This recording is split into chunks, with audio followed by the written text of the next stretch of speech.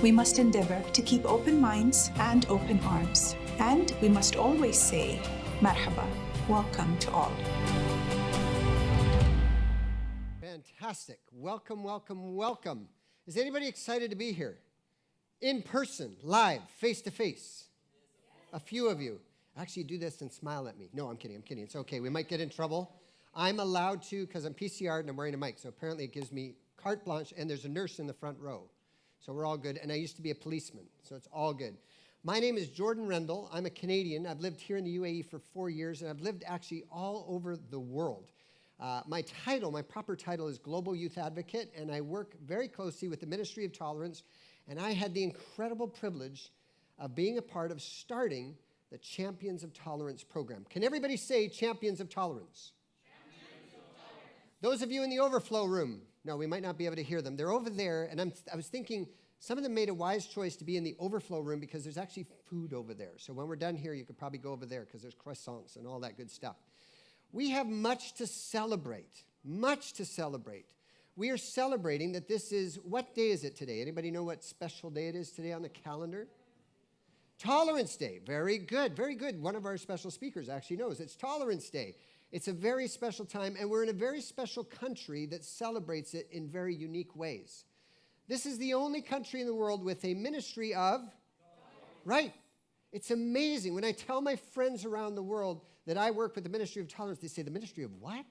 And then I get to enter into a conversation with them because there's much to celebrate. Do you remember the Year of Tolerance? Do you remember when we had Pope Francis and the Grand Imam signing the Human Fraternity document? I was sitting in the Mass, so the Catholic service, and there was tens of thousands of people, and I thought, this country is no longer just an experiment. It's a reality. It's tolerance for real. And of course, we all admit we have a long way to go. Does everybody admit we have a long way to go?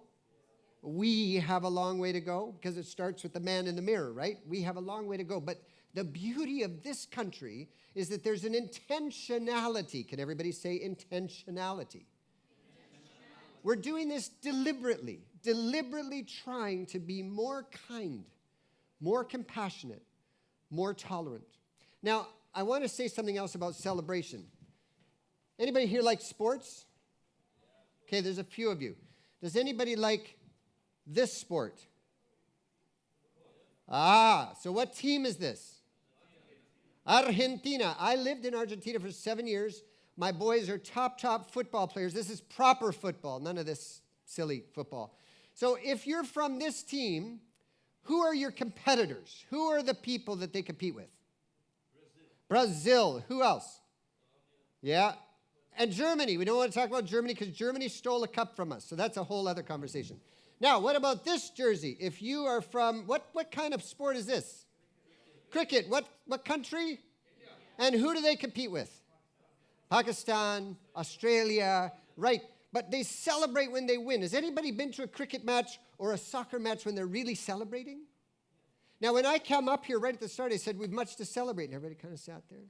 Every once in a while, we need to let loose and celebrate. Champions of Tolerance is an opportunity to celebrate. Now I'm going to get very personal here. Careful. Are you ready for this? Oh, what team is this? Bani Yas. So if you're a Bani Yas team, who are your competitors? Elaine, of course. Who are the Elaine guys here? There's some Elaine guys here. It's an amazing team. I must admit it. I've watched you play. It's extraordinary. So why do I show you that? Because celebration has its place.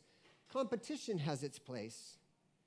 But when it comes to tolerance, we are all part of the same team, Team Humanity. 7 billion reasons to celebrate tolerance. As far as I know, we're the biggest team in the universe, as far as we know. Does anybody know of a bigger team than 7 billion in the universe? I think we're it, Team Humanity. And we have enough food for everybody on the planet. You ever thought about that? It's just a matter of tolerance and compassion to actually get the food to the mouths, to the bellies of the people who need it. And I've traveled all over the world, and I've seen the desperate need, and that's why tolerance and compassion excite me, because it's a good response. It's practical, applied compassion. And that's why I'm excited about being a part of this ministry of tolerance, because it's not just talk. Anybody fed up with just talk? But to move past talk, we need to start here. Can everybody touch their heart? We need to feel for other people. We need to feel what other people feel. We need to care for them.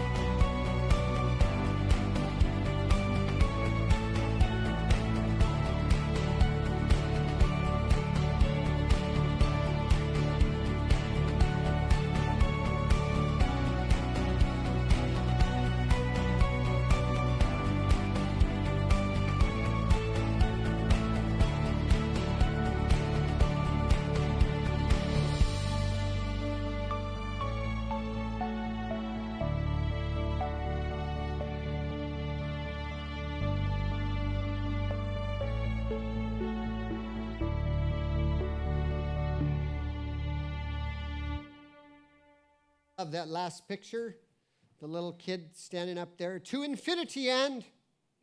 Oh, very good. You've all watched movies. That's very, very good. So we have much to celebrate. That's just the beginning of the Ministry of Tolerance, Champions of Tolerance program.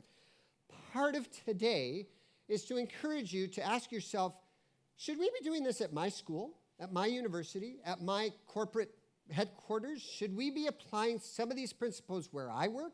If so, come talk to us, because that's why we're here at Expo.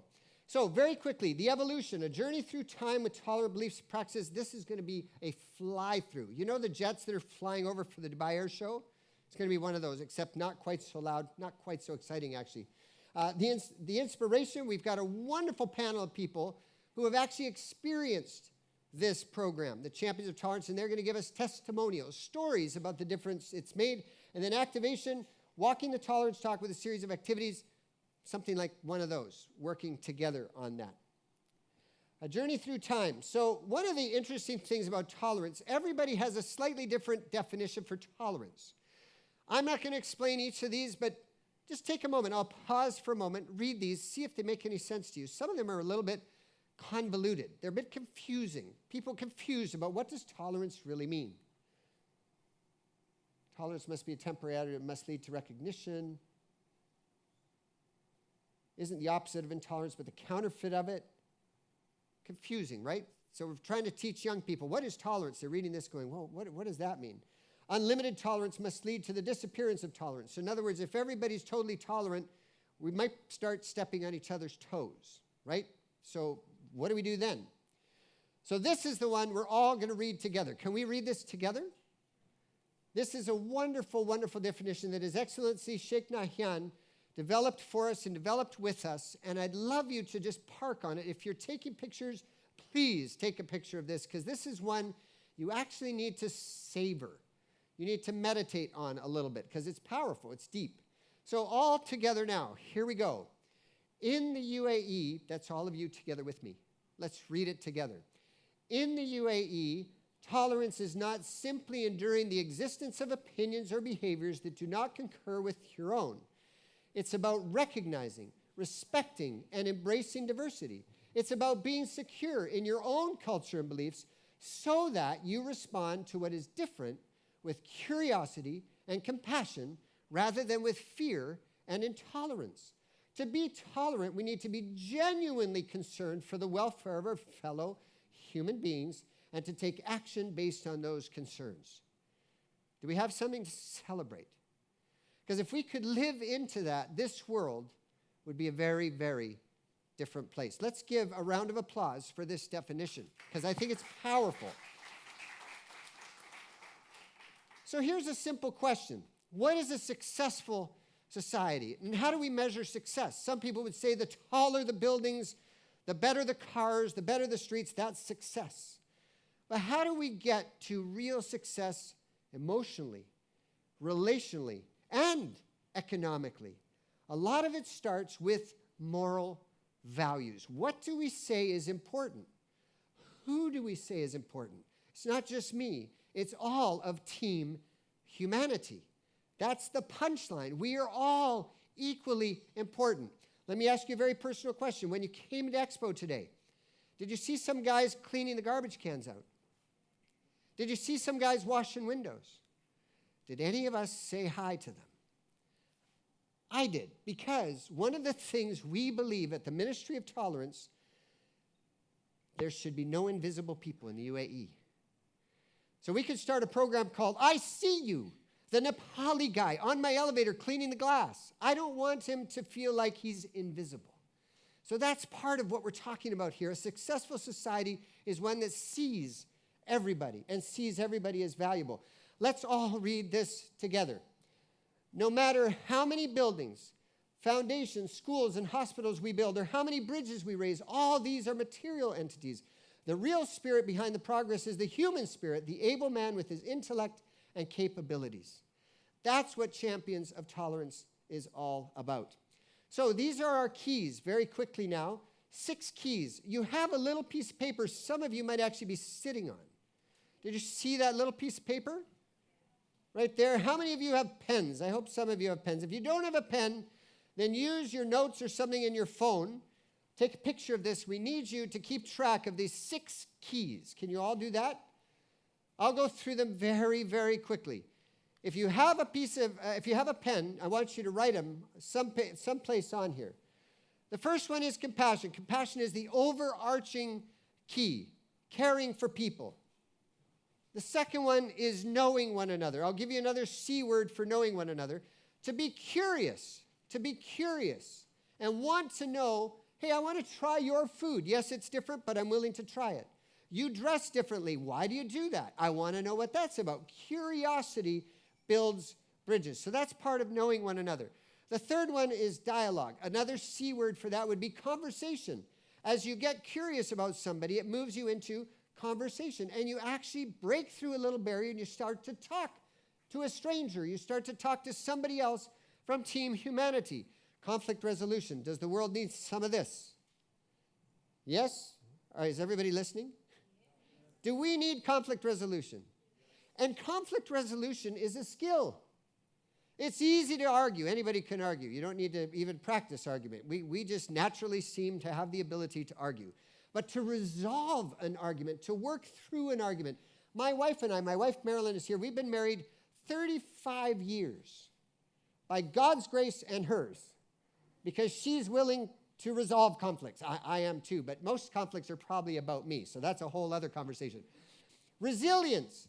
Remember the palm tree when it's blown in the wind and it doesn't break. We all want to be palm trees. Sometimes the palm even loses its leaves and its hair, but they grow back. Resilience is a skill. It's a skill. We can adapt and become more resilient. And finally, teamwork. Another C word for teamwork is collaboration.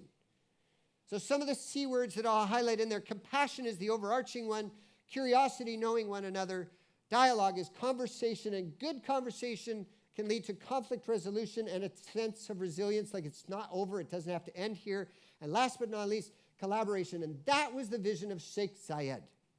And that is why the UAE is here, because his vision was, we need to build a team that's really diverse, because we need all the help we can get to do good banking, good agriculture, good engineering, good schooling, all of those pieces. And Sheikh Zayed had that vision. So as we sit here, I know that as he watches us, he's delighted. Anybody delighted that we're delighting Sheikh Zayed? I think that's kind of cool, that he is seeing his vision acted out. So 3 stages, and then we're going to go to our panel. I'll warn your panelists, we're almost with you guys. We develop knowledges and skills about some of these topics I just mentioned. We do projects collectively, sometimes right in the Champions of Tolerance event, sometimes after. And the Ministry of Tolerance wants to know, what are your projects, what are your interests for tolerance? And last but not least, we have a reunion, because one of our alumni will tell you why. It's because we become a family. And actually, I heard from one of our panelists who works at the Abu Dhabi Police College that those guys keep asking about me. I was one of the presenters, because we're a family. We work together to grow, to become more tolerant and more compassionate. So it is possible. So change is the only constant. There's so much change going on around us. That's what this tolerance and compassion is all about. It's the journey through change together. Journey through change together. So, without further ado, panelists, come on up here. And let's have you sit up here with me. And actually, Tim, you can go straight to the podium. My name is Tim Smith, and I'm the Dean of Academic Affairs at Abu Dhabi Police College. And we have run a program on tolerance for the last 3 years. This was an incredible time for all of us, especially when it came to putting the program together. The audience were 260 young men who've lived together for 3 years. They knew each other's secrets. They knew where the cigarettes were buried. They knew everything that was going on in that college.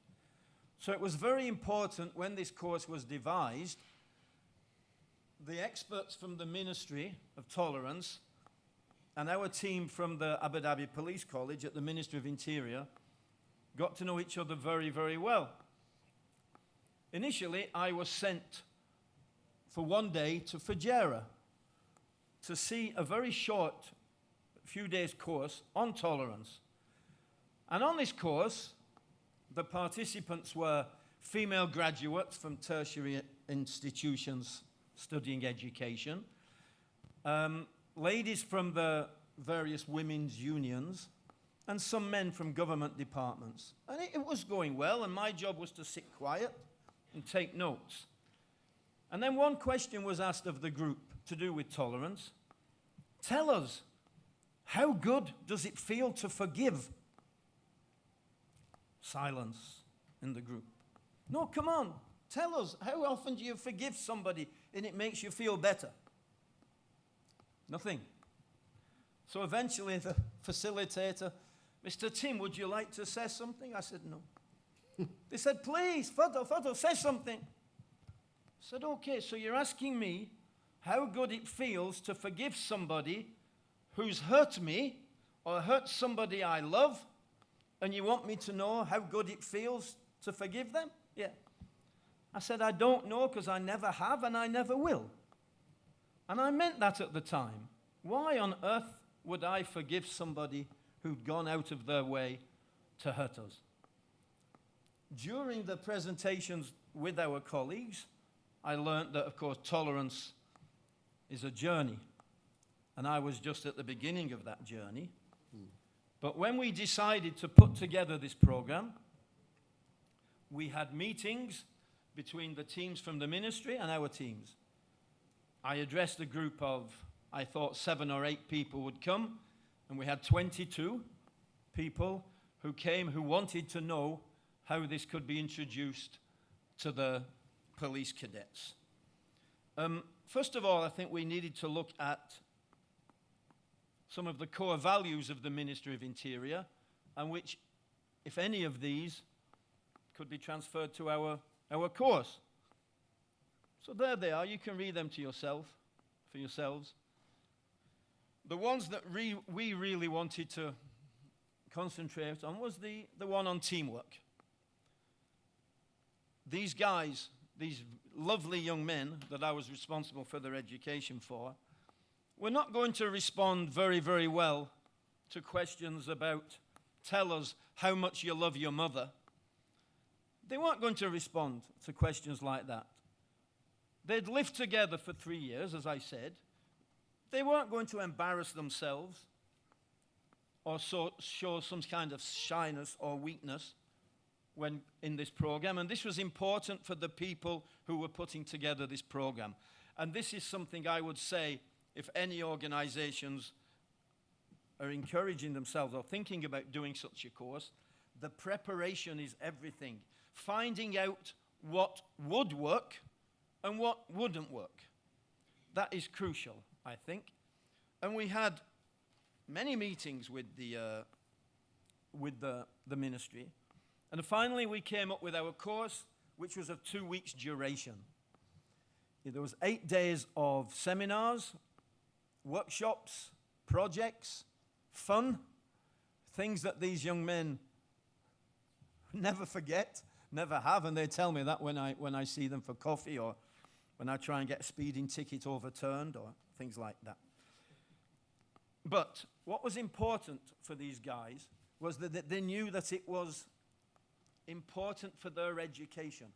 If we think about it, these men, young men, were going to be policemen in a country of over 200 nationalities living peacefully, where for many people, Arabic is a second language and not the first. They would know how to communicate, because we conducted the course both in Arabic and English, know how to communicate and know that the other people they were dealing with, different cultures, different languages, different religions, how to respond to them. And the main thing about devising this course was making sure that the workshops, the material, was police-related. It wasn't just about motherhood and apple pie and, feel-good things. It was about, right, let's look at this video of the police arresting somebody in America. Let's look at this video of someone encouraging teamwork among a group of unemployed youths with a police bent in all this. So it came together very well, and when we started the course 3 years ago, what was interesting there is it was led totally by the Ministry of Tolerance people, and we had some of our teachers there as observers. The course went very, very well. We made sure that it became an integral part of the curriculum of the Bachelors of Applied Science in Policing that we offer, so that it counted towards their GPA. We found this important. It wasn't just something tacked on at the end that they could sleep through if they wanted. It was something that participation was everything, and there were assessments at the end of each week that they had to do, and at the end they had to give feedback, written feedback, in either Arabic or English, about the course. Because many of the concepts in English could be quite difficult for some of the cadets to understand, we divided the whole 260 group into Arabic and English. The top 3 sections could follow it in English. The other sections, 7 sections, had it in Arabic.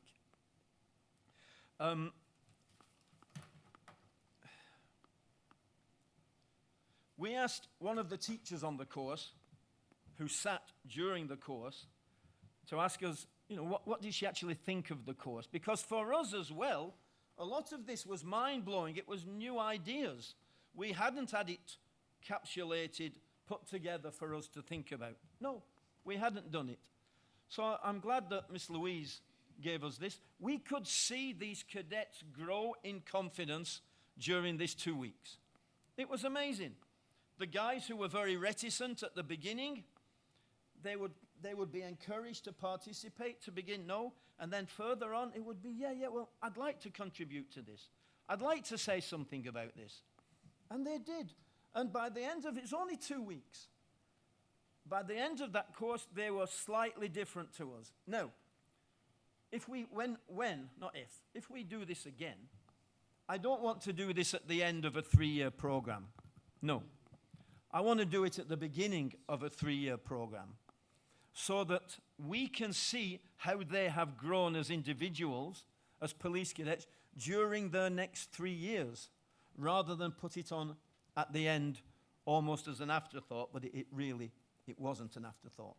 It was something that went together very, very well. When we finished the course, we were blessed. We had a graduation ceremony attended by both His Highness Sheikh Saif, the Minister of Interior, and His Excellency Sheikh Nayan, with the police management here. It was a great day. It really was a fantastic day, and showed how important to the Ministry of Interior this program is. I can only say, friends, I do encourage organizations to take this up.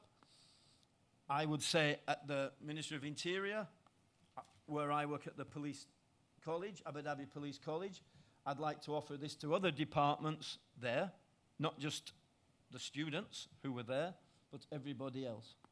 But I'd like to finish just on a lighter note by talking about tolerance. I work in Abu Dhabi. Abu Dhabi has a very close affinity with a certain football team in the north of England. Unfortunately, for those of you not that familiar with this, it's Manchester. That is the city. Unfortunately for me, there are two teams in Manchester, and the team that Abu Dhabi adore, love, own, support is not my team. Oh, It's Manchester City, the team that play in blue. compassion. Compassion. Mafi compassion, mafi tolerance, mafi. But for 3 or 4 years, when every time I go to work, they give me hell. But since the pandemic started, I've got my own back.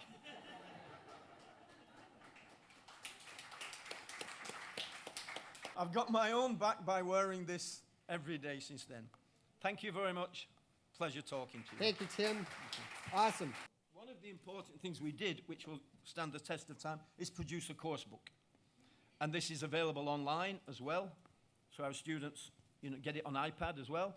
We've done it 3 times, twice face-to-face, which was great, once online last year during the pandemic. A bit iffy, that one. But anyway, much better. Thank you. Awesome. Thank you, Tim. Round of applause for Tim and the Abu Dhabi Police College. Sana, would you come up? We have a senior executive from Etihad with us today. So a round of applause as she comes and shares with us how they have applied this at their office. Assalamu alaikum. Good afternoon, everyone, and thank you for having us today. Myself and our team from Etihad, our youth council, welcome everyone. So before we start, I just want to share with you a video from our group CEO about tolerance. Tolerance means respect for everyone, regardless of nationality, religion or culture, and the UAE is a perfect example of this.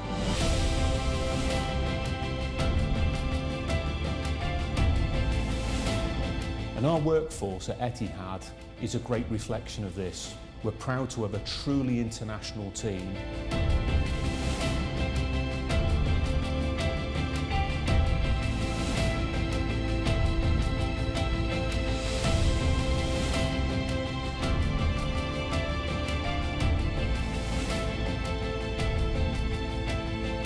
Everyone can be a voice for tolerance and participate in promoting tolerance not just in your professional lives, but in your personal lives too.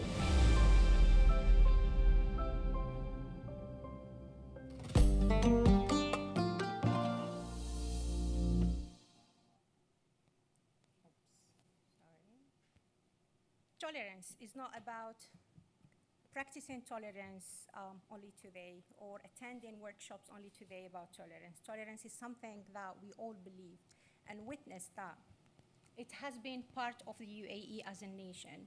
And we as the national carrier, we are passionate about showcasing and demonstrating that national tolerance domestically and globally. How we do that?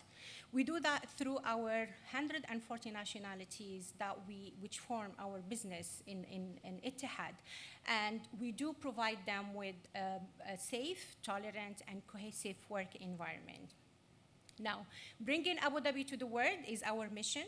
And as part of that, we strive as an airline to embed the tolerance of values or values of tolerance on a daily basis into our organization and how we work.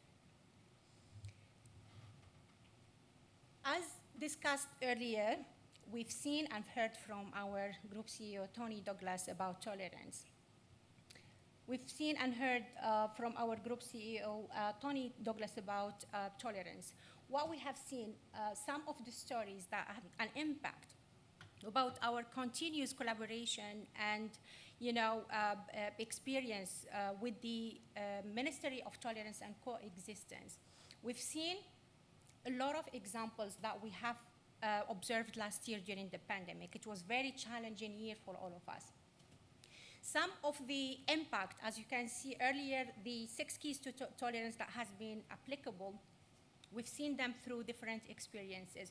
One of them We had employees volunteering and opening their homes to their partners, to their colleagues in Dubai because of the flight restrictions that we had in Abu Dhabi. So they opened their own home for others who could not afford the cost of hotels for the purpose of quarantine in Dubai before they enter to Abu Dhabi because of the restrictions. The other thing that we have done and embedded in Etihad is around how we engage with our people at Etihad. So what we have done, we have introduced a cohort cafe, and that's in relation to knowing one another, key to tolerance. So basically what it does, it introduces employees from within departments to know each other. The lasting impact of the Champions of Tolerance program is that it has empowered me to promote tolerance values with the launch of various initiatives with wide community participation. Part of my role as communications manager has been the restructure and the relaunch of the Crew Engagement Committee, bringing together cabin crew and pilots under the leadership of Flight Operations Management. Being part of the Champions of Tolerance workshop has taught me so much, not only in my professional life, but also in my personal life. As a mother, I feel grateful to live in a country that reflects the values of coexistence, peace, and tolerance. As part of the Youth Council, it was a great experience to be in a room full of people from different nationalities and different age groups and discuss the tolerance keys, where it enabled me to learn things that will definitely support in driving the Youth Council's agenda. As an HR professional, the discussion from the workshop reinforced even further the importance of compassion that I have fully utilized during the pandemic situation to help and support our own workforce. The workshop inspired me to embrace different opinions and value different cultures within my team, which led to significant improvement in our organizational health teamwork attribute. I'm amazed of the impact of the Champion of Tolerance session in Finance Division, where diversity and inclusion has improved significantly. And I am proud to see a 50% increase of female representation in Finance Division.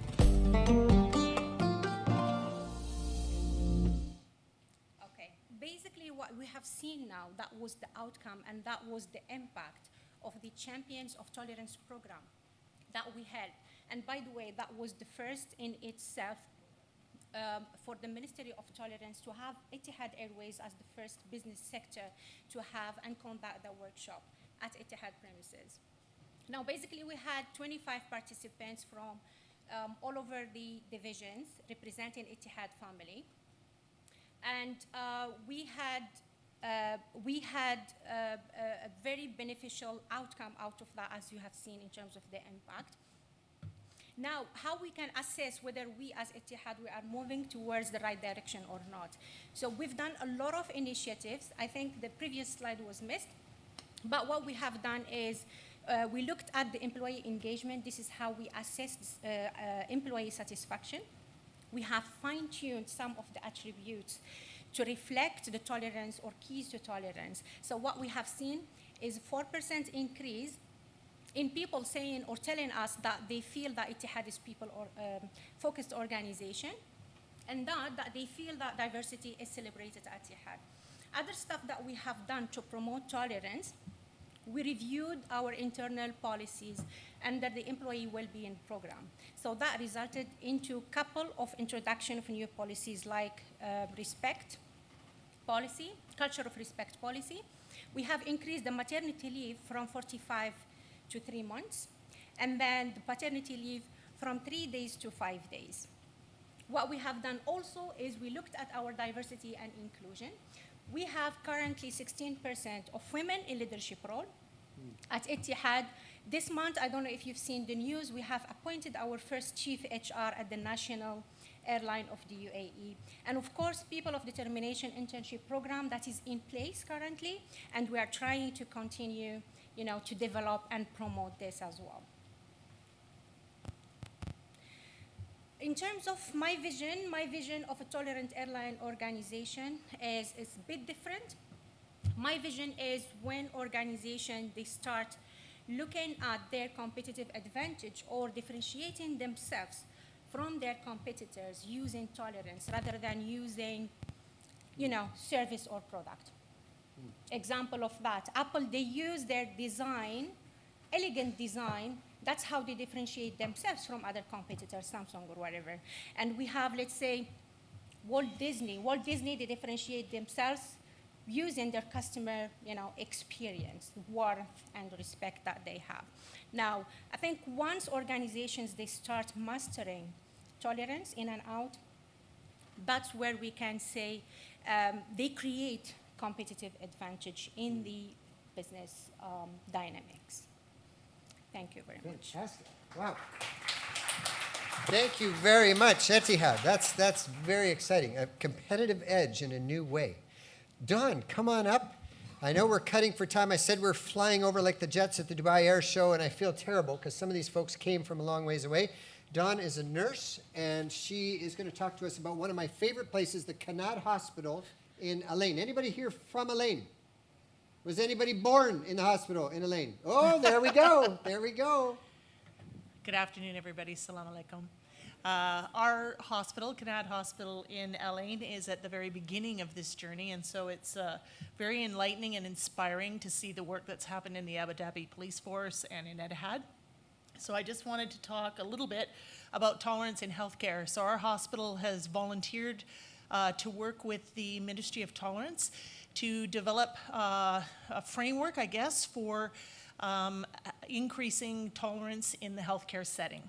And so a little bit about the history of our hospital, for those of you that don't know.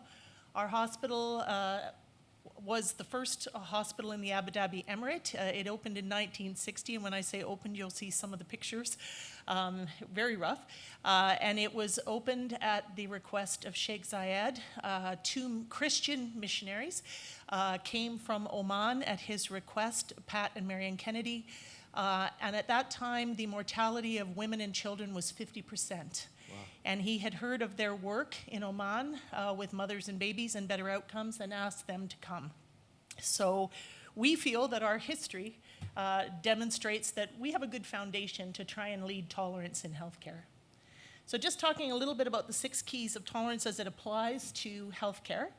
So I'll just go through just a few pictures and just talk about compassion, which in healthcare is really the empathetic response to suffering.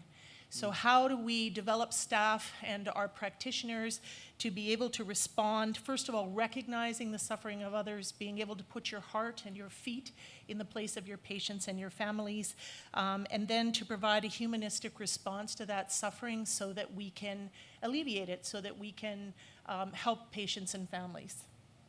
So these are pictures of the Kennedys in the very early days. And then moving forward, this is our group of very diverse midwives who come from 14 different countries to serve our patients and families. And one of our values you'll see is rooted in community. So this is our community blood drive that we did just recently. So knowing one another, what does that really mean in healthcare? It is a genuine interest in knowing and understanding.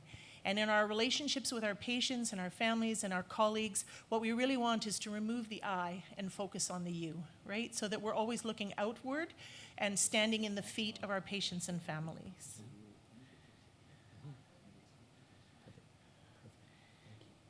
This is actually one of my favorite pictures. I'll just say these are 2 of our executives hammering it out in a game of foosball. So that is your leadership getting to know each other and hopefully leading that from the top down. So what does dialogue mean in healthcare? So we talk about communication when we talk about dialogue, but in healthcare, it's so much more than that. It's about body language, and it's about sitting down and being face-to-face with your patient and looking them in the eyes, facial expressions, and even being attuned to the environment that they're in and how that communication and dialogue is affected by the environment that they're currently in. So it's very, very diverse. You can see these are the earliest pictures of the clinic when in Kanad. And then this is a group of midwives that came from Kenya to work with our diverse group of midwives because they were interested in our active birth program where we have mothers up out of bed, not just laying in bed laboring, but up and about promoting better outcomes for moms. So this was a partnership that we went into in Africa. Conflict resolution. So Jordan talked about how incredibly difficult that is, and in healthcare, we know certainly the pandemic has taught us the importance of being able to resolve conflict in a meaningful way. And it's not just about, again, it's not just about talking, but it's about recognizing two things. Recognizing when conflict and tension exist, and then actually actively looking for solutions to that. This is in the earliest times in Canada when the Kennedys first came. They were the only form of healthcare, and so they actually as well helped out with camels and falcons. And so this is Dr. Marion Kennedy in conflict resolution with a camel. It's a pandemic. Whoops, going for it. And I just wanted to say a little bit about this story when we talk about conflict resolution. Our practitioners as well. Sana talked about Etihad. Our practitioners come from 64 different countries. And when we wanted to initiate water birth at our hospital, we had midwives and physicians from many different countries and lots of different views on how safe that was or how good it was for mothers. And in the end, we were able to face the issue that we had and work through that. And we did initiate water birth for moms in Elaine about 1.5 years ago. And resilience. You need more of this than almost anything else, and the pandemic has certainly taught us this. So resilience in healthcare is mounting a response to what is unpredicted or unforeseen. So this is a picture of the original clinic in Elaine in 1966. You can see Jebel Ali in the background. And who wouldn't need resilience to work in that environment, right? And to grow that and make healthcare better. This is a pandemic picture. I'll tell you a little bit about this story in a second. And teamwork. So teamwork in healthcare is collaboration, but it's more than just communication. It's also about a shared vision and a shared goal. It's about making sure that everybody knows what the most important thing is and going forward from that. These are our COVID champions during the pandemic. These are the ones that led our infection control, our swabbing team, and all those important roles that we had during the pandemic, just celebrating the work that they'd done together. So the CANAD core values, you can see the keys reflected in these. Talking about integrity and trust and transparency, serving others first, so the you rather than the I, acknowledging our need for a higher power and a greater vision to guide us, to make us a tolerant environment to work in healthcare, and being rooted in the community. And why tolerance matters in healthcare? Because every single organization and every single network, whether you're talking about SAHA or DOH or any of those, is a global community, right? We all know that in healthcare. And so developing programs where we can move forward with a tolerant interface and a tolerant workforce like they have in Etihad and the Abu Dhabi Police Force is incredibly important in that environment. And so what happens when those keys are in place? When all of those things come together, miracles happen in healthcare. And I just wanted to just briefly share a miracle with you. This is our baby Abdullah, who was born at 22 weeks, weighing 475 grams. And after 6 months, this is him celebrating his 100 days with us in NICU. And by the grace of the team and the care that was given, and resilience and teamwork and conflict resolution and all of those things, he went home a healthy baby and is living with his parents now. So he's almost 2.5 now. Wow. So that is our miracle through the process and the keys of tolerance. So like I said before, we're at the very beginning of our journey. We're excited about that. We're excited about bringing these keys to healthcare. We had the signing of our MOU in June, and we are moving forward now with we have the formation of our tolerance committee and terms of reference, and we are busy with our staff creating a multidisciplinary vision statement and looking at training, very same kind of training led by the Ministry of Tolerance that is happening. And we're hoping that we're going to be the first hospital and not the last hospital to move this initiative forward in the UAE, because what a better place to do that than this incredible country that celebrates tolerance and all the nationalities and diversity that we work with. Thank you, everyone. Thank you, Dawn. Wow, that's a fantastic coverage. We've had all of the different spheres and organizations represented here. And now, last but not least, we have an alumni. So We've heard from folks who have actually been sort of the gatekeepers who said, yeah, let's do this at our organization. This is a young lady named Shamma who was in the very first cohort we ever did of Champions of Tolerance, and she just happened to be, I think, in my cohort. I mean, I know she was in my cohort. Yes. So without further ado, what difference did Champions of Tolerance make to you? Hi, everyone. Thank you for having me. My name is Shamma Bani Saeed. I'm very excited to be here. I'm going to keep this short, I promise. So my whole life, I've always wanted to be a lawyer.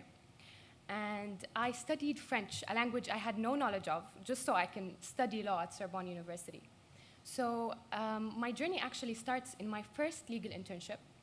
And there was a sentence that powerfully demoralized all of my hopes and dreams. And it was a 7-word sentence. And someone important in that company told me that. And he said, "This place is not for women." And I remember my 20-year-old self, I believed him. And it was for many reasons, because he had more wisdom, he had more expertise, he understood my industry way more than I did. And I believed it. And then I remember feeling purposelessness. And this is a word I made up just for the speech, because I tried to remember, how was I feeling at that time? Felt like I had no purpose. I didn't know what I was doing. I was suffering a little bit of imposter syndrome. And imposter syndrome is a feeling you get when you feel constant self-doubt. You don't know what you're doing with your life. And then I realized, actually, this is a global issue. So many youth members struggle with feeling purposelessness. And there's an obvious lack of role models. However, this all changed for me in early 2018, actually end of 2018, when I joined the Ministry of Tolerance program, Champion of Tolerance. And I'm going to give you a little bit of a brief on what the program was. It was a 3-day workshop, and I wasn't even meant to attend it. I wasn't selected. I didn't apply fast enough when I got the email. And surprisingly, one day before the program started, the 4th participant dropped out, and I got her spot.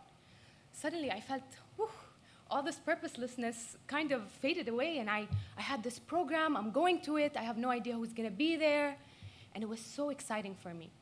And I remember I met so many people from different ages, different nationalities, but one exercise stood out for me. And this exercise involved an onion. And I know what you're thinking, you're like, what is this girl talking about, an onion? And I swear, it was an onion. And the purpose of this exercise was, the more we peel the onion, the more we had to ask more personal questions towards our other participants that were there. So my partner, I've never met him before. All I know was he was very smiley, very jolly. And I was wondering, what could I ask this person? I've never met them. I started off with simple questions. What's your favorite color? How many siblings do you have? Where are you from? And then it got more personal.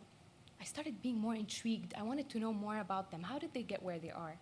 So I started asking them, what was your saddest childhood memory? Or what is the most difficult moment in your life? And I remember thinking, wow, the person in front of me is a role model. I can't believe the things that they have gotten through, the things that they actually thrived through. And I remember thinking, okay, this is us. And I remember thinking, that moment is my trigger. I want to do better for myself, for my community, for my people, for the future. I felt like I had it in me. If this person in front of me did all of this and got through all of this, why can't I? And then early 2018, I joined another program and started 1% Better. So 1% Better is actually a team of 6 women. We came together and we wanted to build gratitude in children towards one of the most important people in our community that are very neglected. We call them home heroes. And that's a word we coined together for domestic workers. We believed calling them domestic workers is not fair for what they do to us. So we decided to call them home heroes. And actually, our program gained over 35,000 views online, and our workshop was very successful, and the teachers were so happy to see their children, come home with gifts to their home hero. It was very, very exciting. So I felt like, okay, I want to do more. So then we started the Sorbonne Humanitarian Initiative with around 50 students. And we went on, today we do a lot of work on mental health awareness, on fashion sustainability, a lot of different projects, but a team of people that are doers, that want to be role models. And then when the pandemic hit, I started to realize Arab law students don't have the same access to knowledge as other law students. And I felt like we needed to connect to each other. So I started the Lawyers' Den. And the Lawyers' Den connected law students from Sudan, Bahrain, Lebanon. And when we were all connected together, we gave each other so many opportunities. and it was an incredible journey. So just to conclude, I wanted to tell you, to me, the Champion of Tolerance program was an opportunity to meet role models and self-develop into a role model. And that is what a champion is. Thank you very much. Fantastic. Wow. No pressure, Shama, but I'm glad this is being videotaped. That was amazing. Let's see a big round of applause for all 4 of our panelists. Thank you very much. And because of time, we are basically done, but we have one more exercise, and this one's about you. Get the little piece of paper out, hold it up, your little piece of paper. I would like to ask you one question. This is your homework. Which one of the 6 keys to tolerance do I need to work on the most? Which one am I going to pay more attention to? I need to learn about dialogue. I need to learn to be more compassionate. Whatever it is, your key, I would love you to say, this is my takeaway from this session. I want to be different. I want to make a difference. And one of the things we often do in Champions of Tolerance, we do mindfulness times. We do art, we do painting, we listen to music. So as our gift to you, that little bit of homework, because that's a gift to you, to give you a thought to go away with, so a takeaway that really is a takeaway, right? As a gift to you, my wife is going to play violin and play us out, and you're dismissed.